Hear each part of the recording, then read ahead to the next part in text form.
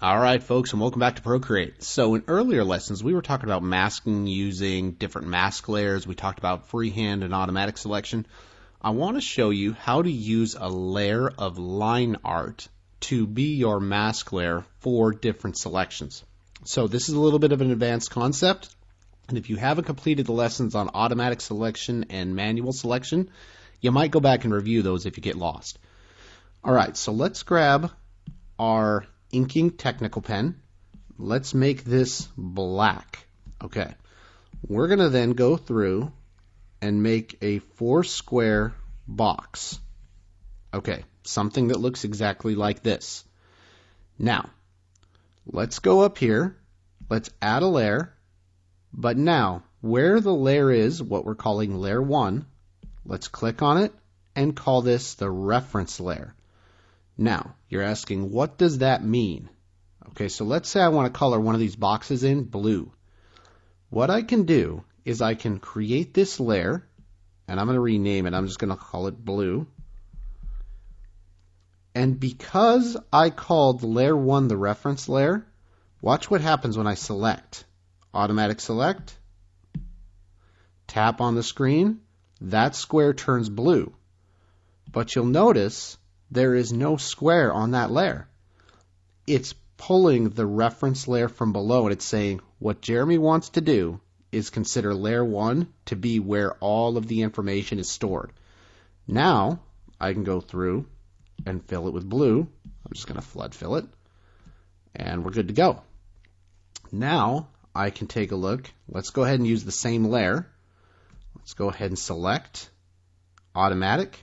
And now you'll notice there's no data on this blue layer because reference is checked down below. I want to go through with my selection tool and I want to select there. And now let's call it green and we'll place it in the green. So this is very important for your workflow. Let me show you why. If you click on here, let's rename this layer. Okay, we're going to call this outline. Let's say you're one of those artists that likes to do outline first, or you're doing an inking project. You can do your outline layer and then tell your, let's go ahead and rename this one, color layer to pull from your outline layer. Now let's try this again without the reference. Watch what happens. We unselect reference, so now outline is not selected as a reference. And now I try to pull the same selection tool. Automatic. See what it does? It can't see it. So the outline layer, folks, is critical.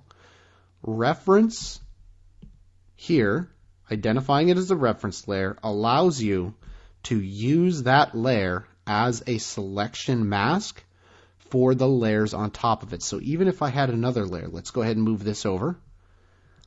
And let's try it again. Now, again, I've got reference selected down below, so it's looking at that layer and saying all of my rules of engagement come off that layer. Come over here.